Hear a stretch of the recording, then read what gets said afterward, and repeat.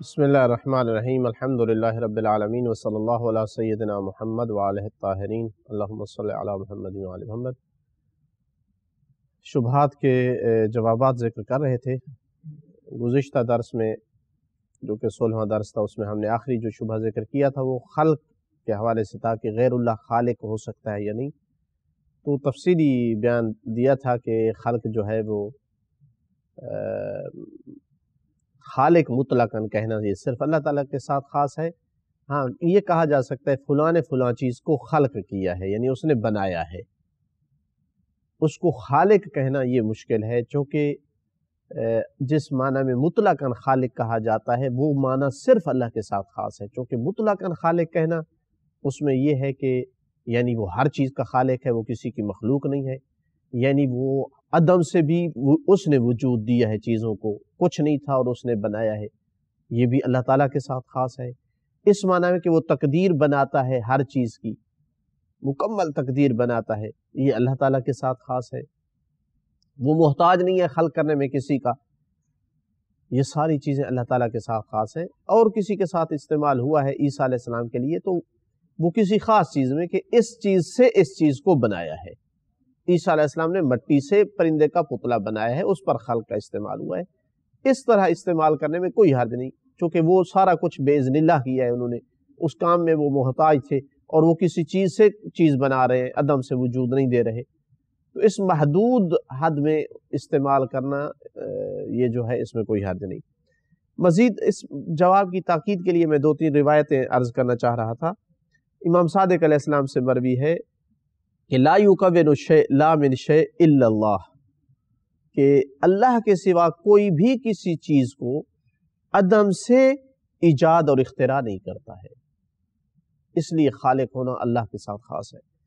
اسی طرح حدیث میں ہے لا ینقل الشیء من جوہریتہ الی جوہر آخر الا اللہ، اللہ کے علاوہ کوئی بھی کسی چیز کو اس کے جوہر اور حقیقت سے دوسرے جنس اور حقیقت جوہر کی طرف منتقل نہیں کرتا ہے۔ تیسری روایت ہے لا ینقل الشیء من الوجود الی العدم الا اللہ، اور اللہ کے علاوہ کوئی کسی وجود کو عدم کی طرف منتقل نہیں کرتا ہے۔ ایک شبہ جو ذکر کیا جاتا ہے مزید توحید کے حوالے سے، اور وہ یہ ہے کہ عالم الغیب ہونا یہ صرف اللہ کے ساتھ خاص نہیں ہے، اور ہستیاں بھی عالم الغیب ہیں، اور دلیل یہ دیتے ہیں کہ وہ غیب کی خبریں انہوں نے بھی دی ہیں، انبیاء نے دی ہیں، ائمہ علیہ السلام نے دی ہیں غیب کی خبریں، تو لہٰذا وہ بھی عالم الغیب ہے۔ حالانکہ ایسا نہیں ہے، قرآن مجید میں متعدد آیات ہیں جن سے ظاہر ہوتا ہے کہ عالم الغیب ہونا اللہ کے ساتھ خاص ہے۔ معصوم کی روایات میں بھی ذکر ہے کہ عالم الغیب صرف اللہ کی ذات ہے۔ ان کے زمانے میں اگر کسی نے کہا ہے کہ آپ عالم الغیب ہو تو اس کو رد کر دیا۔ امیر المومنین علیہ الصلوۃ والسلام نہج البلاغہ میں موجود ہے، ایک غیب کی خبر دی تو کسی نے کہا کہ علم غیب ہے مولا آپ کے پاس، کہا نہیں، یہ غیب کی خبر دی گئی ہے۔ تو معلوم ہوا کہ امام کے اس قول سے اور بھی روایات ہیں جن سے معلوم ہوتا ہے کہ عالم الغیب کا معنی وہ ذات جو خود غیب کا علم رکھتی ہو۔ اگر کسی کو بتانے سے غیب کا علم ہوا ہے تو وہ عالم الغیب نہیں ہے۔ جس طرح ہم نے عرض کیا نا کہ خالق اور رازق یعنی وہ جو مستقل ہے اپنے فعل میں، ایسا خالق جو کسی کی مخلوق نہیں ہے اور محتاج نہیں ہے، ایسا رازق جو مستقل ہے رزق دینے میں۔ تو عالم الغیب یعنی جس کا علم غیب اپنا ذاتی ہو، کسی اور کا بتایا ہوا نہ ہو۔ تو انبیاء اور ائمہ کو اللہ بتاتا ہے، اس لیے ان کو عالم الغیب نہیں کہا جا سکتا، منع کیا گیا ہے روایات میں۔ قرآن مجید کی آیات سے ظاہر ہوتا ہے کہ یہ صرف اللہ کے ساتھ خاص ہے۔ عالم الغیب، اللہ عالم الغیب ہے۔ ہاں، الا من ارتضی من رسول، اپنے رسول میں سے کسی پہ راضی ہو جاتا ہے تو اپنے غیب پر اس کو مطلع کرتا ہے۔ یہ قرآن بھی بتا رہا ہے، یہ خود ائمہ نے اور انبیاء نے جو خبریں دی ہیں وہ روایات یعنی بہت ساری ہیں، تو معلوم ہوا کہ ان کے پاس غیب کی خبر ہوتی ہے۔ اس غیب کی خبر ہونے کی وجہ سے عالم الغیب کا اطلاق نہیں کر سکتے۔ مطلع علی الغیب ہوتے ہیں، اللہ ان کو مطلع کرتا ہے۔ اگر کوئی قائل ہو جائے کہ یہ اللہ کے محتاج نہیں ہے، ان کے پاس ڈائریکٹ غیب کا علم ہوتا ہے، اللہ نے نہیں دیا ہے، تو مشرک ہو جائے گا۔ لہٰذا سمجھنا چاہیے کہ جو بندہ کہتا ہے کہ عالم الغیب صرف اللہ کی ذات ہے، وہ یہ نہیں کہنا چاہتا کہ ان کے پاس غیب کی خبر نہیں ہے، غیب کا علم نہیں ہے۔ نہیں، ان کے پاس غیب کا علم ہے، لیکن وہ ان کا اپنا نہیں ہے، اللہ کا بتایا ہوا ہے، جس وجہ سے ان کو آپ عالم الغیب نہیں کہہ سکتے، چونکہ عالم الغیب کا معنی وہ جو خود غیب کو جانتا ہو، کسی اور کے بتانے سے نہیں۔ تو معنی میں فرق نہیں آئے گا، عقیدے میں آپ کے فرق نہیں آئے گا، اس لفظ کے بولنے میں مشکل ہے اللہ کے علاوہ کسی اور پر۔ اور اگر اس معنی کا قائل ہو کر بولے گا کہ اللہ کی طرح کوئی اور بھی طاقت ہے جو غیب کی خبر جانتی ہے، مستقل ہے غیب کے جاننے میں، اللہ کا محتاج نہیں ہے، اللہ کا دیا ہوا علم نہیں ہے، تو اس سے مشرک ہو جائے گا۔ یہ تھا شبہ اس علم غیب کے حوالے سے۔ تو ان کے پاس غیب کی خبریں ہوتی ہیں، لیکن اس کے باوجود بھی اللہ کے علاوہ کسی کو غیب کا علم عالم الغیب نہیں کہا جا سکتا۔ ہو عالم الغیب، قرآن مجید میں کئی ایک آیات ہیں کہ اللہ ہی عالم الغیب ہے فقط۔ اسی طرح مثلا کچھ لوگ یہ شبہ ڈالتے ہیں کہ سجدہ کرنا یہ اللہ کے ساتھ خاص نہیں ہے، اور ہستیوں کو بھی سجدہ کیا جا سکتا ہے، لہٰذا ائمہ علیہ الصلوۃ والسلام کو ان کی ذریعوں پہ سجدہ کرنا جائز ہے۔ دلیل کیا ہے؟ یوسف علیہ السلام کو جناب یعقوب اور ان کی اولاد نے سجدہ کیا تھا، یہ دلیل پیش کی جاتی ہے۔ یہ شبہ غلط ہے، درست نہیں ہے۔ تمام فقہاء نے لکھا ہے کہ سجدہ کرنا صرف اللہ تعالیٰ کے ساتھ خاص ہے، کسی اور کو سجدہ کرنا حرام ہے۔ لہٰذا اگر آپ اللہ کے علاوہ کسی کو معبود سمجھ کر سجدہ کریں گے تو آپ مشرک ہو جائیں گے، اور اگر اس کو معبود نہیں سمجھیں گے، صرف تعظیم کے لیے سجدہ کریں گے، تو آپ نے حرام کیا ہے۔ وجہ اس کی کہ وسائل الشیعہ میں ہمارے پاس ایک پورا باب ہے جس میں حدیثیں ہیں کہ اللہ کے علاوہ کسی کو سجدہ نہیں کیا جا سکتا۔ تو جب معصوم نے کہہ دیا کہ نہیں کیا جا سکتا، تو آپ جب کریں گے تو معصوم کی مخالفت کریں گے، آپ نے فعل حرام کیا ہے، اور معبود سمجھ کر کریں گے تو مشرک ہو جائیں گے۔ اسی وجہ سے فقہاء نے لکھا ہے کہ جو لوگ ائمہ کی ذریعے کے دروازے پر آ کے سجدہ کرتے ہیں، یہ جو پڑھے لکھے ہوتے ہیں، سمجھدار ہوتے ہیں، ان کا قصد اللہ کا شکر کرنا ہوتا ہے کہ ہمیں ایسا مقام دکھایا ہے۔ چونکہ سجدہ شکر میں یہ ہے کہ آپ کے لیے ضروری نہیں ہے قبلہ کی طرف آپ کا رخ ہو، جدھر بھی رخ ہے آپ سجدہ شکر کر سکتے ہیں۔ یہ علیحدہ بات ہے کہ اگر دشمن آپ کو تہمت لگائے کہ آپ مشرک ہو رہے ہیں تو پھر اس سے اجتناب کرنا بہتر ہوگا۔ جو آداب وارد ہوئے ہیں وہ یہ ہے کہ چوکھٹ کا بوسہ لیا جائے، سجدے کا ذکر نہیں ہے۔ حتیٰ اللہ تعالیٰ کے لیے بھی وہاں سجدہ شکر کا ذکر نہیں ہے، چوکھٹ کے بوسے دینے کا ذکر ہے، اور اس سے بڑی تعظیم اور کیا ہے کہ آپ چوکھٹ کا بوسہ دے رہے ہیں۔ جو چیز وارد ہوئے ائمہ سے وہی کرنی چاہیے۔ تو لہٰذا اللہ کے ساتھ سجدے میں کوئی شریک نہیں ہے۔ باقی رہا کہ آدم کو سجدہ کرنا یا یوسف علیہ السلام کو، تو ہماری شریعت نہ آدم علیہ السلام والی شریعت ہے، نہ فرشتوں والی شریعت ہے، نہ ہماری شریعت جو ہے وہ یوسف علیہ السلام والی شریعت ہے۔ تو یہ یعنی بے ڈھنگے استدلالات ہیں جن کے پاس جن کو علم ہی نہیں ہے کہ کیسے استدلال کرنا ہے، وہ چیزیں ذکر کرتے ہیں۔ وہاں پہلی بات تو یہ ہے کہ ثابت نہیں ہے کہ سجدہ آدم کو تھا یا جناب یوسف علیہ السلام کو تھا۔ صحیح روایات بعض وارد ہوئی ہیں کہ اللہ کو سجدہ تھا، اور ان کی حیثیت قبلہ کی حیثیت تھی۔ ان کی حیثیت کیا تھی؟ قبلہ کی حیثیت۔ دوسری بات کہ اگر ان کو بھی سجدہ تھا تو بھی اس لیے کہ اللہ نے ان کے سجدے کا حکم دیا، لیکن یہ کس شریعت میں؟ یہ جو ملائکہ کی مثلا شریعت تھی، جو ملائکہ کے لیے حکم تھا، یا جو یوسف علیہ السلام اور جناب یعقوب کے لیے حکم تھا، اگر مان لیا جائے کہ ان کو سجدہ تھا تو اللہ کے حکم سے تھا، لہذا وہ شرک اس لیے نہیں تھا کہ ان کو معبود سمجھ کر سجدہ نہیں کر رہے تھے، اللہ کو معبود سمجھ کر سجدہ کر رہے تھے، اللہ کی عبادت کے طور پر کیا کر رہے تھے؟ ان کو سجدہ کر رہے تھے، چونکہ اللہ کا حکم تھا، تو عبادت اللہ کی تھی، ان کو سجدہ کر کے۔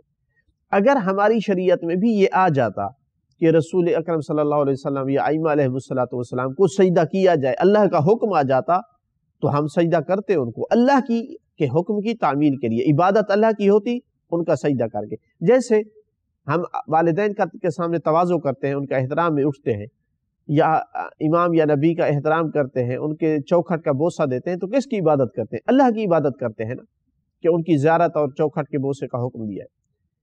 لیکن ہماری شریعت میں کیا وارد ہوا ہے؟ نہیں وارد ہوا ہے، مطلقاً منع کیا گیا سجدے سے۔ اس لیے میں نے عرض کیا کہ معبود سمجھ کر کریں گے تو آپ نے شرک کیا، معبود سمجھ کر نہیں کریں گے تو آپ نے حرام کیا ہے۔ رسول اکرم صلی اللہ علیہ وسلم کے زمانے میں کسی بندے نے سجدہ کیا تو آپ نے پکڑ لیا اس کو، کہا سجدہ اللہ تعالیٰ کے لیے۔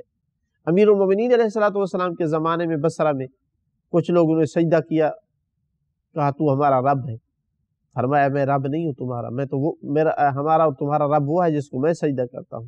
جب نہیں مانے، 70 آدمی تھا، تو ان کو زندہ جلا دیا گیا، امیر المومنین کے حکم سے ان کو زندہ جلا دیا گیا۔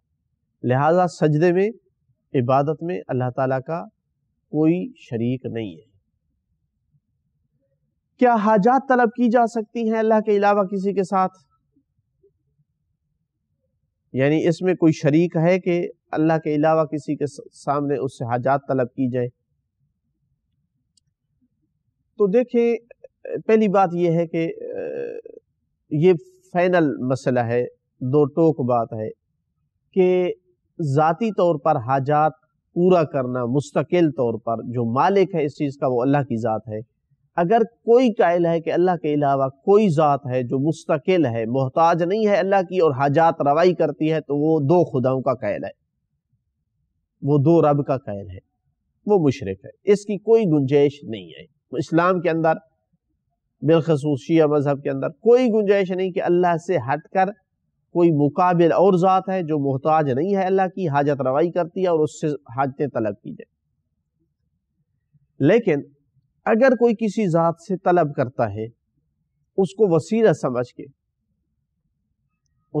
سمجھ کر کے یہ اللہ سے دلا سکتے ہیں، تو یہ توسل ہے اور یہ جائز ہے۔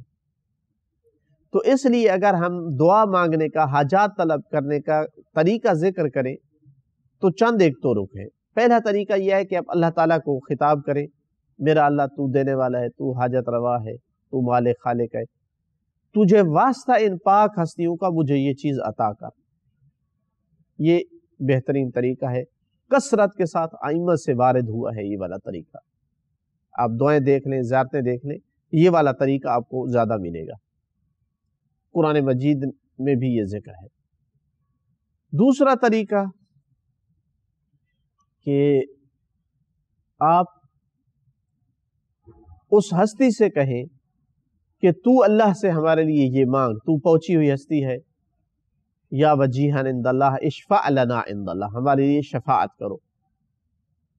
یہ طریقہ بھی درست ہے اور یہ طریقہ بھی وارد ہوا ہے، قرآن مجید میں بھی موجود ہے کہ یہ لوگ آئیں رسول اللہ سے کہیں کہ تو ہمارے لیے استغفار کر تو اللہ بخش دے گا، خود بھی استغفار کریں، رسول اللہ بھی کریں۔